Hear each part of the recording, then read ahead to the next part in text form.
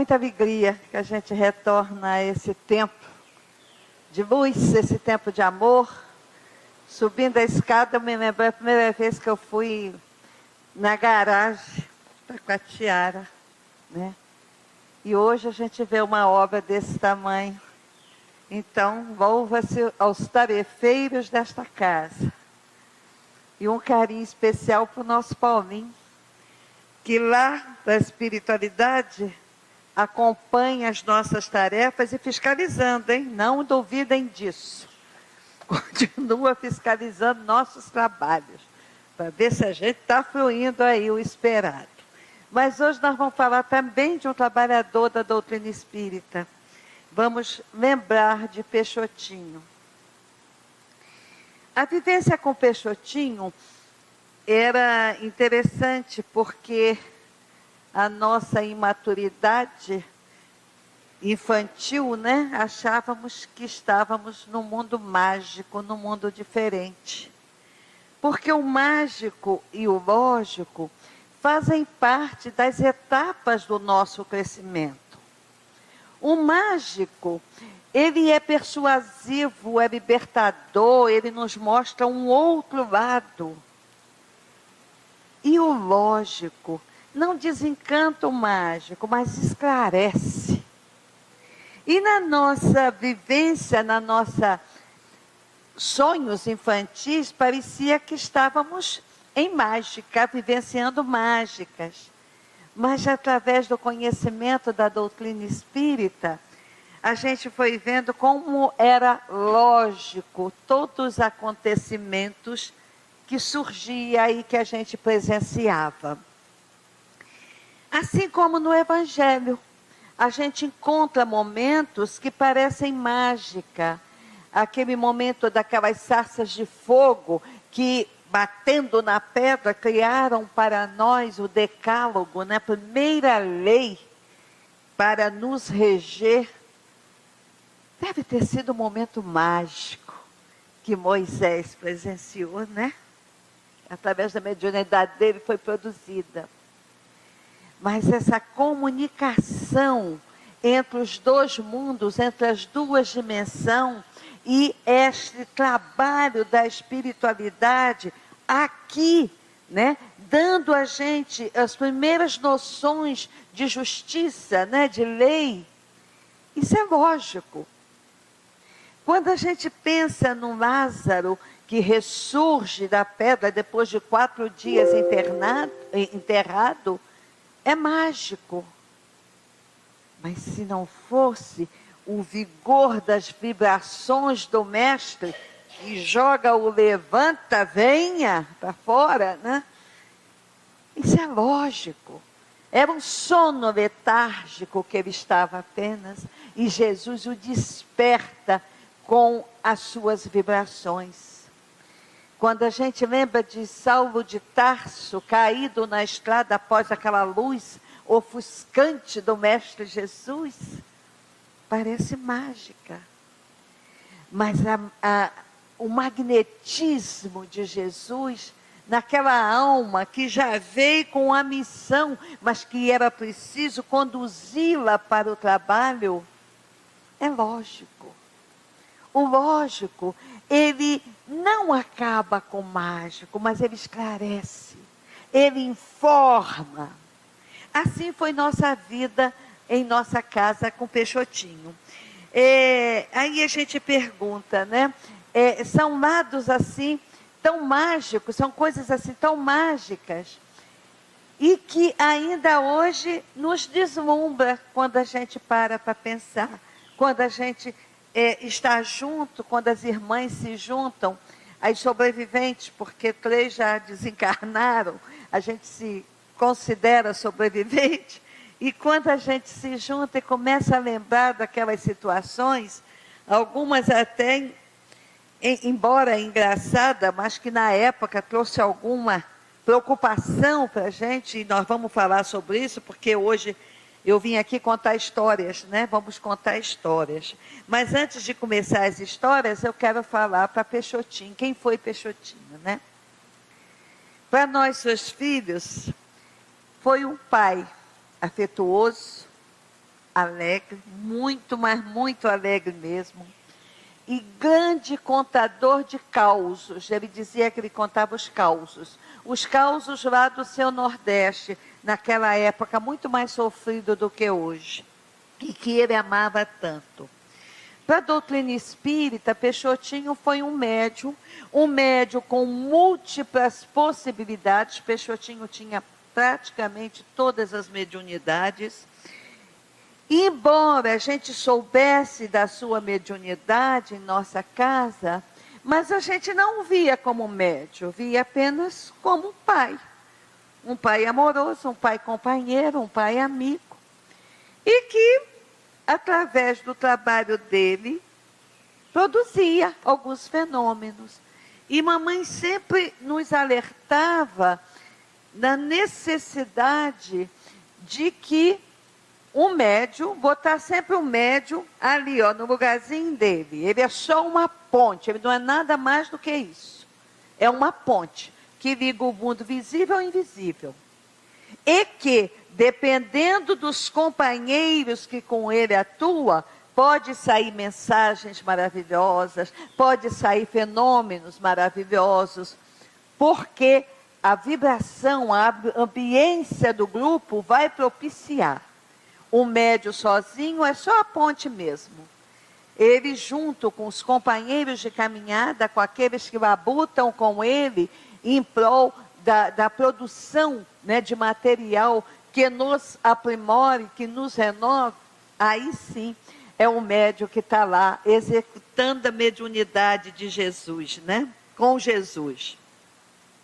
Como cidadão, era uma pessoa muito íntegra, muito honesta, muito caridosa. A caridade dele chegava a uns pontos que às vezes a gente não concordava, digamos assim, né? Porque nós tínhamos, era só o salário de papai e éramos 8 filhos. Então não era uma situação financeira razoável, né? Beirava mesmo as dificuldades, não de fome, de comida, mas dificuldades de coisas que toda criança gosta, né? Brinquedo, essas coisas assim. E lá em casa, inclusive, são 7 mulheres, e mulher é muito, né, mais complicada, né? Mulher gasta muito mais do que homem, mulher anseia muito mais coisas, né, pessoais, né, para ela, tem mais necessidades, digamos assim.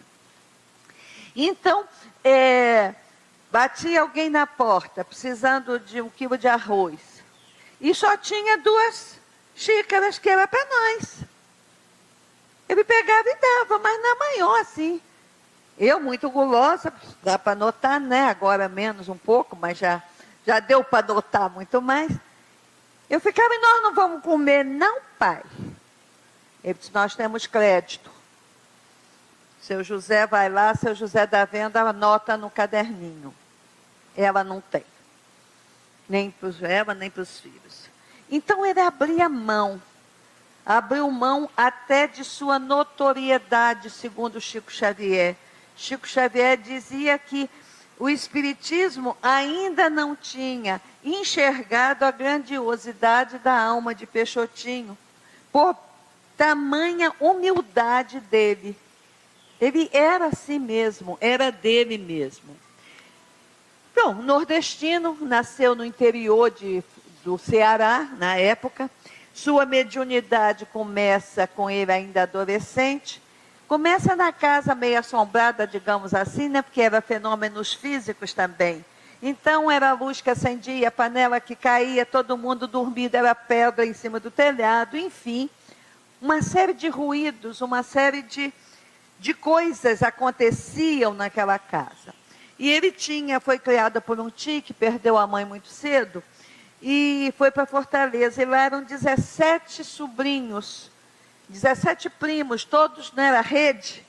Era um quartão grande, um salão cheio de rede para aqueles meninos todos.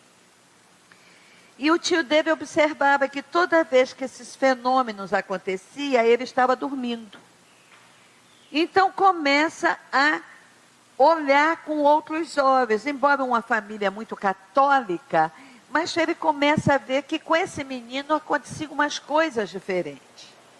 Então ele teve um episódio de paralisia nas pernas, que durou algum tempo.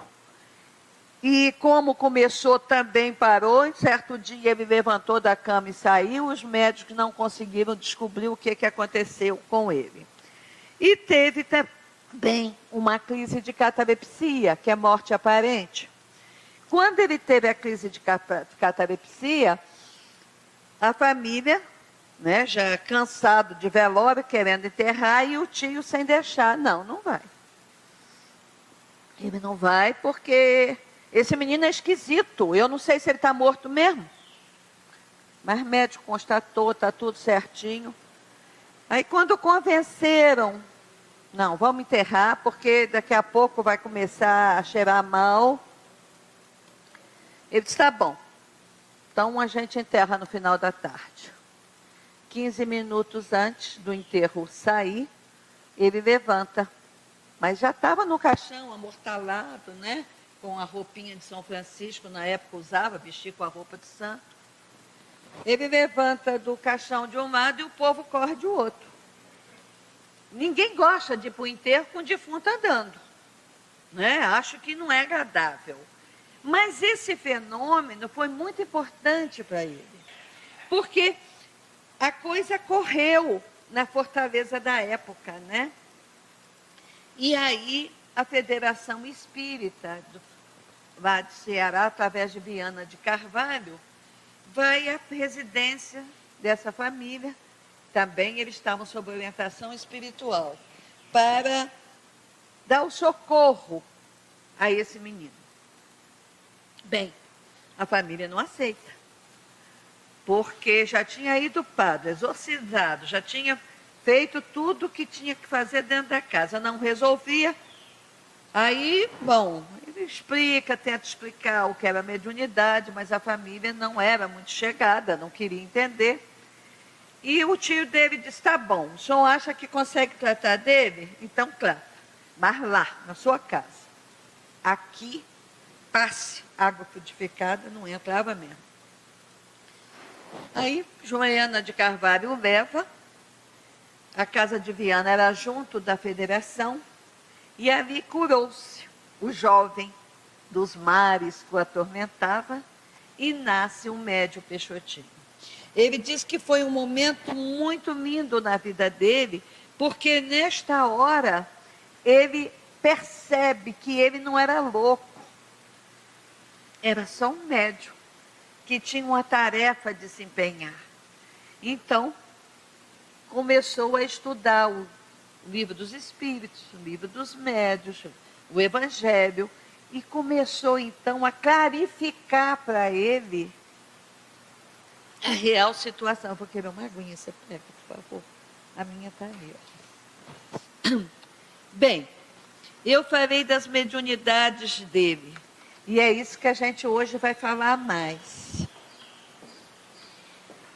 Peixotinho tinha praticamente todas. A sua vidência era de tal forma, porque quem é médium vidente sabe que nem sempre a gente consegue ver com nitidez o espírito. Às vezes a gente vê mais tipo uma sombra, às vezes a gente percebe que está perto, a gente olha, sente a presença, vê que tem alguém, mas você não, às vezes não consegue divisar muito o rosto. Já com Peixotinho não, era clara evidência mesmo. Ele enxergava como estou vendo vocês aqui. E isso era um problema. Porque se nós entrávamos no bonde, o bonde cheio de lugar para bonde, não vamos falar ônibus, né? Bonde é coisa de velho, né? Mas na condução, cheio de lugar para sentar, está ele em pé. Porque era cheio de espíritos sentados. Vocês pensam que não tem espírito nos ônibus, né? Assim, ó. Aí a gente, que se estava com ele, a gente dizia, pai, senta aqui, ó, aqui não tem ninguém não, só espírito. O povo ficava tudo meio assustado, mas para nós era a coisa mais natural do mundo. Que a gente sabia que com o papai era assim. Então, a vidência dele era assim, danada, né? Bom, a audiência também. Ele estava aqui na Fortaleza de Santa Cruz, que ele começou no exército aqui, na Fortaleza de Santa Cruz, e tinha um sargento, já desencarnado há muitos anos, mas que continuava trabalhando, inclusive achando que batia ponto, né? Continuava na tarefa. E papai via, mas ficava quieto. Desculpe se eu falei papai, né? Peixotinho mesmo. Eu ficava quieto, não dava trela, não dava conversa. Até que chegou o chefe dele lá querendo uma tal pasta, e ele não achava a pasta em lugar nenhum, e procura, nada.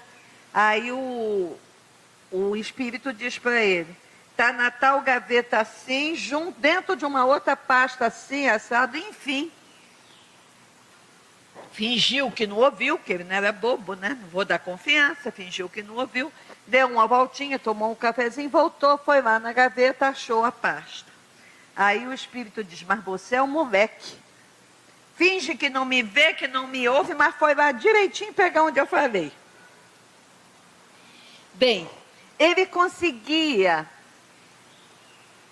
com a mão direita receber uma mensagem, com a mão esquerda outra e falar outra, de teor totalmente diferente.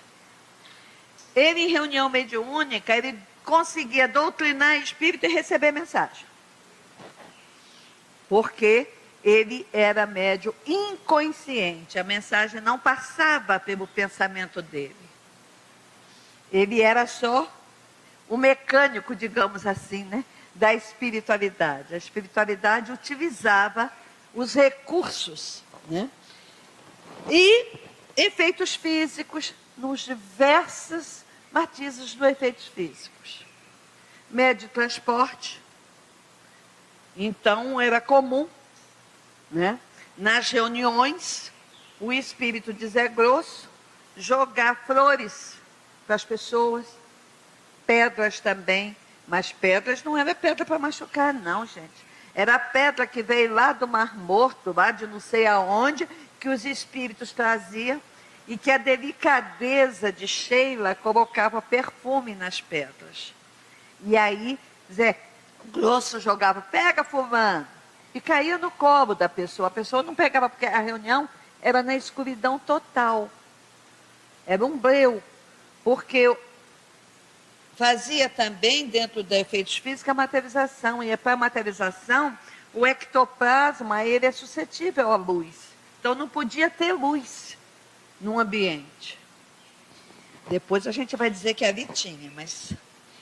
Bom, transporte, ali tinha luz. Transporte, eles também faziam uns moldes de gesso. Ficava dentro da casa do grupo espírita um fogareirozinho com umas latas de 20 litros. Vocês não conhecem, mas era de querosene. Na época usava os querosene jacaré, nunca me esqueci. E que depois as pessoas aproveitavam. Então, botava-se parafina para derreter e outra lata também com água fria.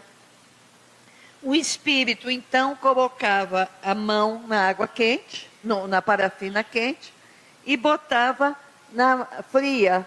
E ali moldava luvas, pezinhos, um mimo que ele queria dar. Até o livro Materializações Luminosas, do Ranieri. Ranieri era um delegado de polícia que inicialmente não acreditava nessas coisas do Peixotinho. E ele foi para uma reunião mais como investigar. E nessa reunião, ninguém conhecia ele, ninguém sabia da história dele, mas ele tinha uma filhinha que desencarnou, pequenininha, com os 2 aninhos, e ela botou um pezinho na parafina, e no final foi dado para o Ranieri esse pezinho.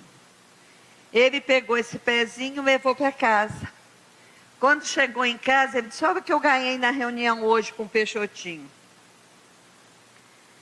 A sogra olhou, a mulher dele olhou o pezinho e disse, esse pezinho é de Leninha, olha os dedinhos. Ela tinha um defeitozinho no pé, que o dedinho mindinho, né, o mínimo, ficava em cima do outro. E no pé ela botou a marca ali, foi o que ela achou, para que o pai tivesse certeza que era ela. Então, foi o pezinho que tinha esse defeitozinho que ela colocou. Mas o que... Bom, o transporte, gente, eu esqueci de falar que os espíritos tanto traziam do lado de fora para dentro do grupo, mas também levavam daqui para lá. Há um caso de dona relatado por Maria Amélia Ribeiro de Castro, do grupo Luz e Vida, aqui em Niterói, na Engenhó, que durante muitos anos presidiu, ela fundou e presidiu aquele Asilo Amor ao Próximo, ali em São Gonçalo. A Maria Amélia relata que ela levou um lencinho de linho, naquela época usava esses lencinhos pequenininhos, e pediu a Sheila para autografar o lencinho para ela. Sheila pegou e disse, eu vou levar, depois te devolvo. Ela não entendeu muito não, mas realmente o lencinho sumiu. Como ela morava em Campos e nessa época as reuniões ainda eram em Macaé, Peixotinho residia em Macaé, ela voltou uns 3 meses depois. E Sheila disse para ela, eu sabia que você vinha, trouxe seu lencinho de volta, está em cima da mesa. Ela pegou o lencinho e estava lá. Em cada extremidade do lenço, amor, caridade, fraternidade. E no meio do lenço, a assinatura de uma porção de espíritos que trabalhavam nessa equipe.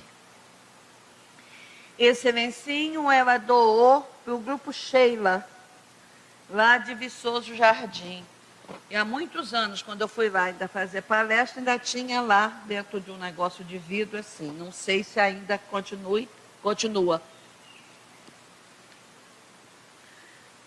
Há pinturas também. Tongo era um japonês que adorava traduzir os quadrinhos de Casimiro Cunha para o japonês. Então, vinha a escrita direta, que é uma das partes da mediunidade de efeitos físicos. Quando a escrita não vem através do médium, o próprio espírito escreve. Deixa-se no local caneta, papel, o espírito então escreve de próprio punho. Na época foi levado para a embaixada, né, a capital ainda era o Rio, a embaixada japonesa, e a moça, a japonesa que fez a tradução, disse que era um japonês arcaico, com mais de 1000 anos atrás. Então vinha também de Sheila hinos, letra e a música em partitura. Sheila fazia as partituras, colocava.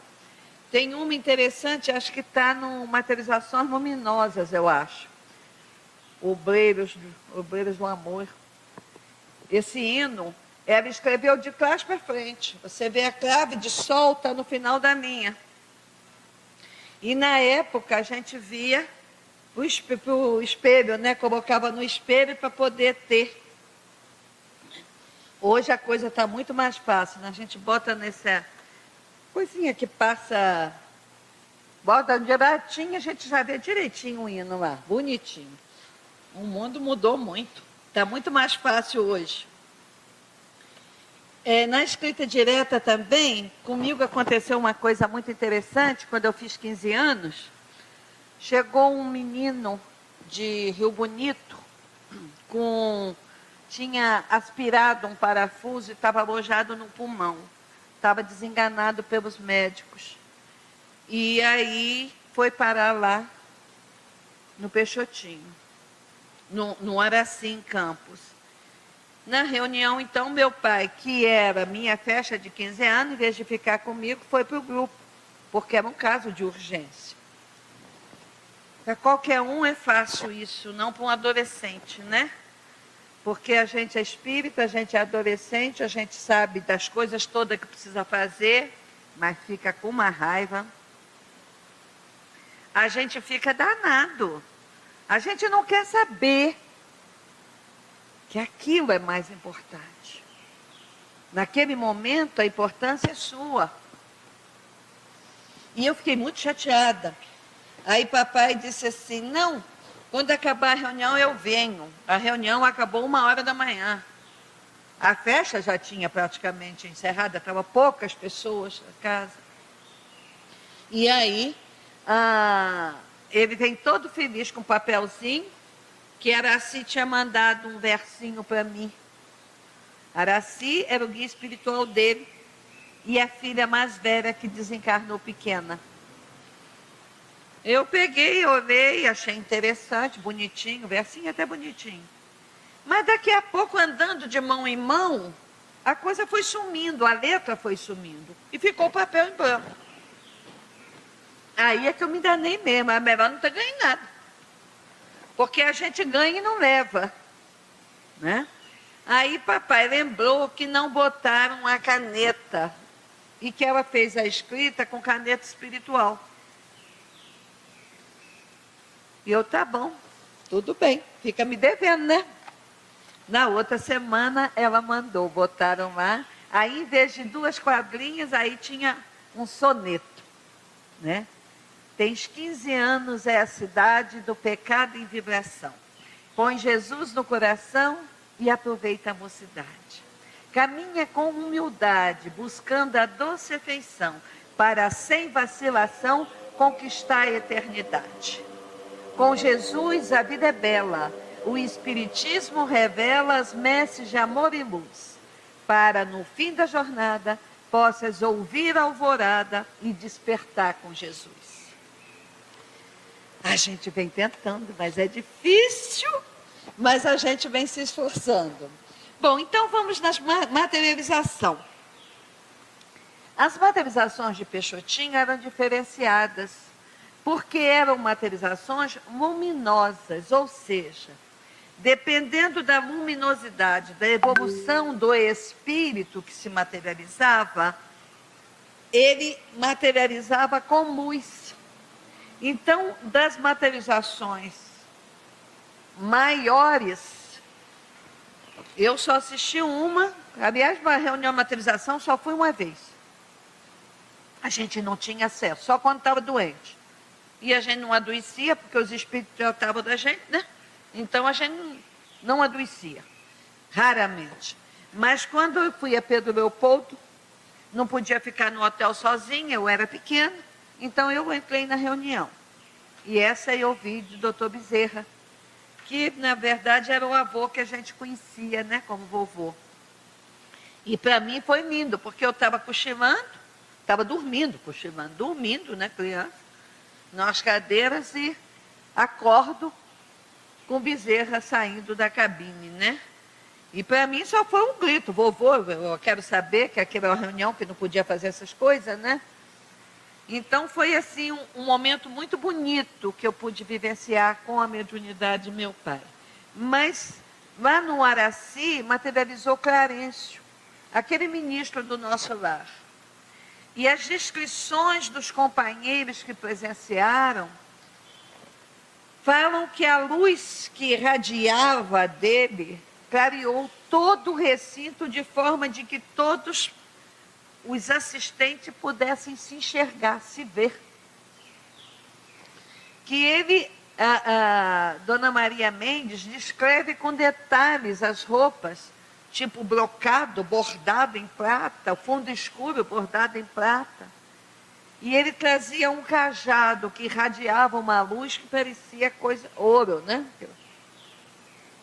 E fez também uma palestra pequena, mas uma palestra que na época, gente, não, sem os recursos de hoje, não foi gravada, né? Não se tem documentado essas colocações de Clarencio. Mas todo mundo que sabe, que deu esse depoimento para o livro Materializações do Amor, que aqui tem, esse aqui, tá? Se alguém quiser conhecer, na livraria tem. Todo mundo diz que saíram da reunião como se estivesse nas nuvens.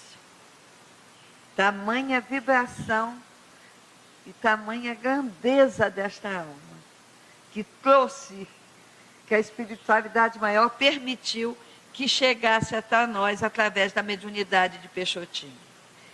Para que o trabalho dele pudesse ter esse rendimento todo, ele foi cercado pelo plano espiritual superior e pelas equipes daqui da Terra. Isso é que é importante ressaltar. Peixotinho sozinho não ia poder fazer todos esses fenômenos maravilhosos. A equipe de trabalhadores espiritual e físico, os companheiros do templo, eram pessoas que já vieram com esse tipo de trabalho e que necessitava de uma disciplina muito grande, necessitava de uma participação deles muito grande e necessitava de um comprometimento. Dizia as pessoas que havia uma ficha delas na espiritualidade. Fulano de tal, células que podem ser doadas, fígado, rim, coração. Fulano, células tal, tal, tal. Porque o trabalho de Peixotinho, gente, sempre foi voltado para amenizar a dor dos companheiros de caminhada. Isso é muito importante destacar. Ele não saía para fazer luzinha e fazer aparecer espírito, não. Era mediunidade de trabalho, de amparo aos companheiros de caminhada. Por isso ele foi tão ajudado, por isso ele foi tão amparado. E por isso nós também recebemos muito amparo. A nossa casa era muito interessante porque a gente, embora tivéssemos, né, o convívio normal, como todo jovem, coisa e tal, mas acontecia, nosso lar era diferente dos lares da época e de hoje, até hoje. Só que a gente não sabia disso.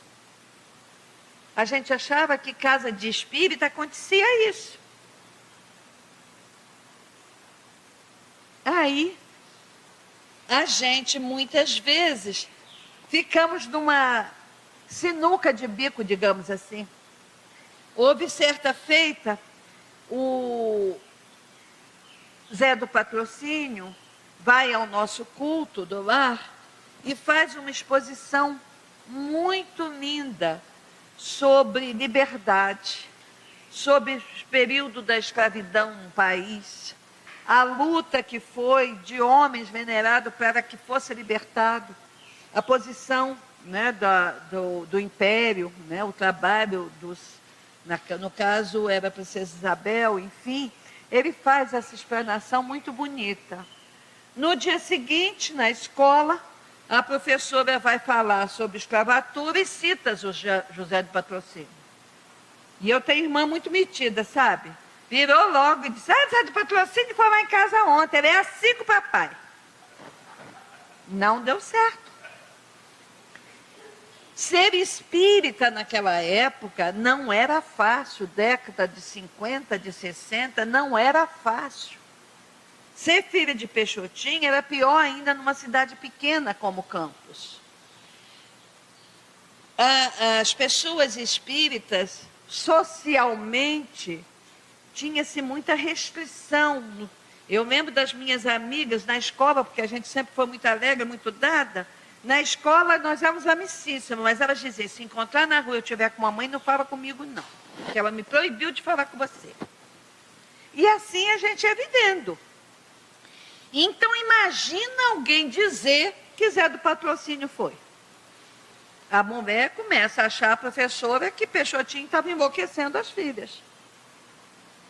Então foi lá na porta, foi conversar aquilo tudo e nas conversas lá com o papai vê desencarnados da família dela ali do lado, que começam a falar através de papai com ela. Bom, essa senhora depois ficou espírita, né? Foi lá para a Escola Jesus Cristo, foi trabalhar lá e acalmou. Mas então acontecia essas coisas. Outra coisa que acontecia em casa era os espíritos ficar distraindo a mim e a minha irmã, que eram menores, para que a reunião pudesse ocorrer, para que o culto, se havia uma manifestação espírita, no caso, a gente não atrapalhar. Então a gente ficava no quarto, né? Era eu mais velha do que a outra era caçula, né? Tentando contar a história, distraindo. Aí apareciam os espíritos em cima do armário. Para brincar com a gente, para nos distrair e a coisa poder acontecer.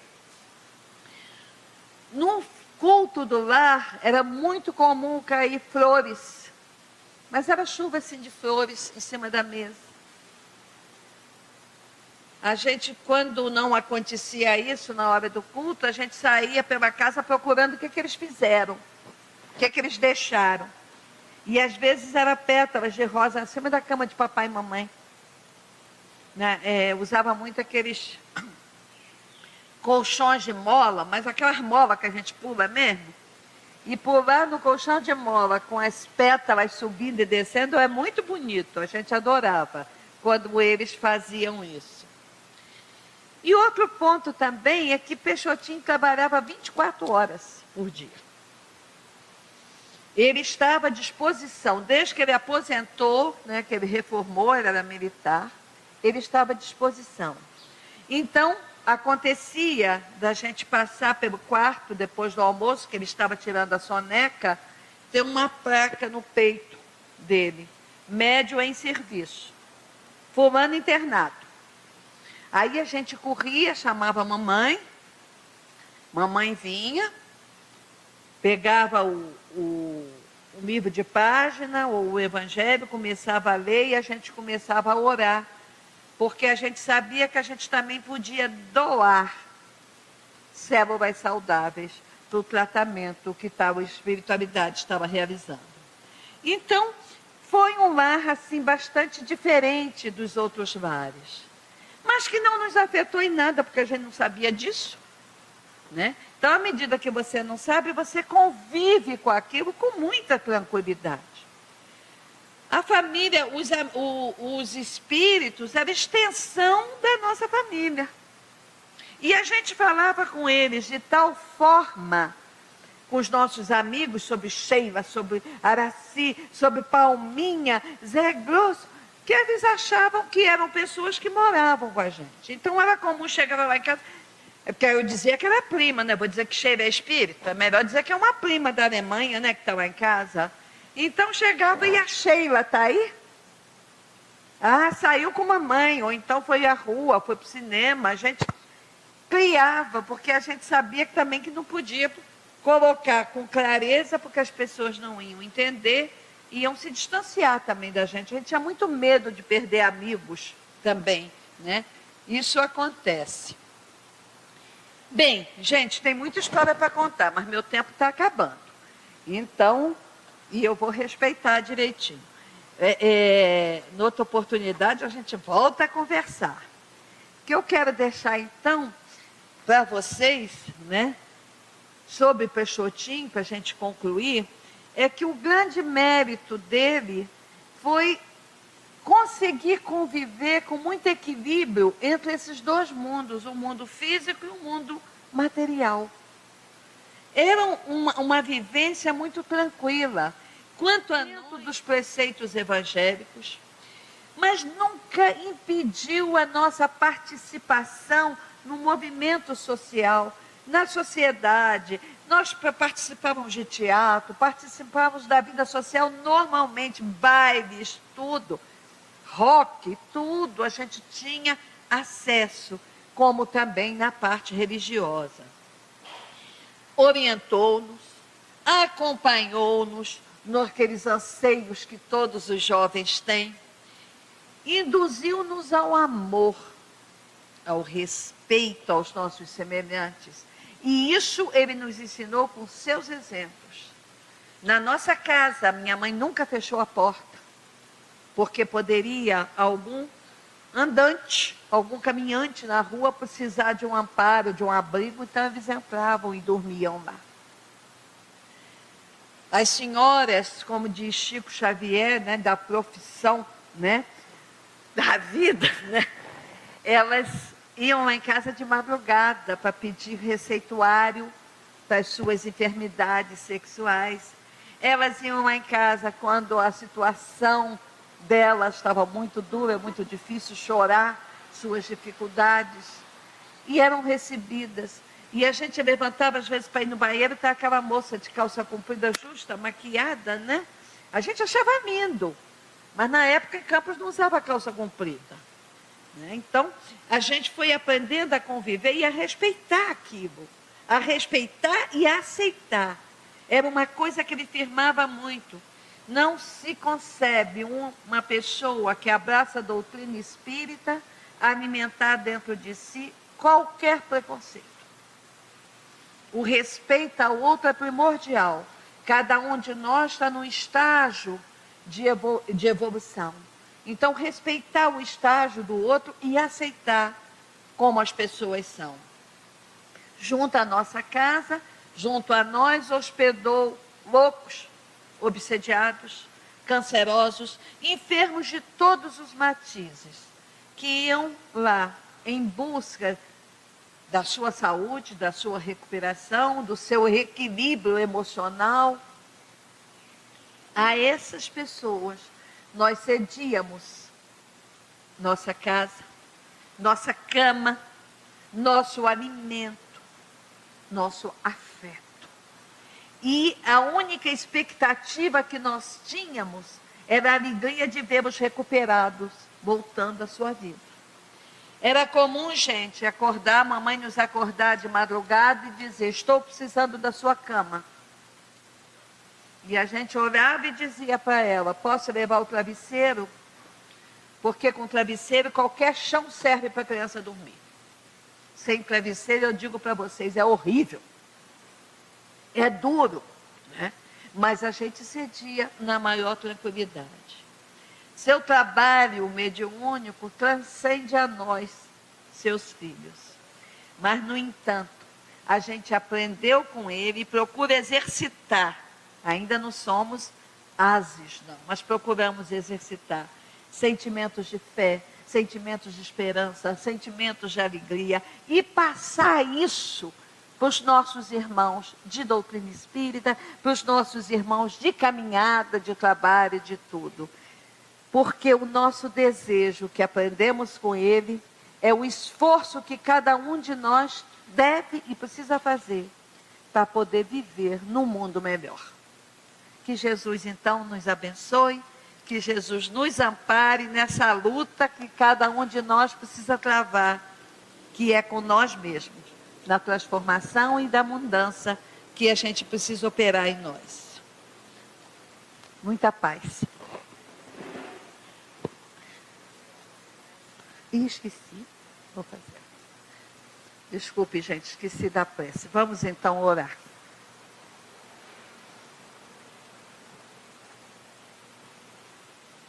Louvamos a Ti nesta hora, querido Mestre Jesus, e rogamos, venha a nós, querido amigo, aplaca nossas angústias, aplaca as nossas dores. Venha a nós, Jesus querido, amenizando este mundo de tanta dor, de tanto sofrimento, de tantos corações saudosos. Venha a nós, querido Mestre Jesus, encorajarmos na nossa caminhada, iluminando os nossos passos, para que possamos transpor as lamas e as pedras do caminho, reservados e pedidos por nós, para que pudéssemos trilhar a nossa evolução espiritual. Venha a nós, Jesus, neste tempo de luz e paz, fortalecendo os tarefeiros dessa casa, para continuar a ser esse oásis de amor, esse oásis de trabalho, esse oásis de luz, que ilumina tantas almas, que apazigua tantas dores. Venha a nós, Jesus querido, tratando os nossos corações, para que o amor possa penetrar dentro de nós, e que possamos expandir este amor com todos aqueles que de nós se acercam. Que a sua luz, que a sua paz esteja conosco. Fica, Jesus, em nossos corações, hoje, agora e sempre. Que assim seja.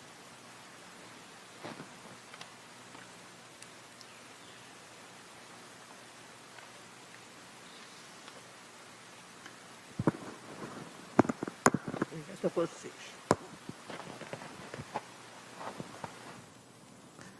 Obrigada, querida Nina.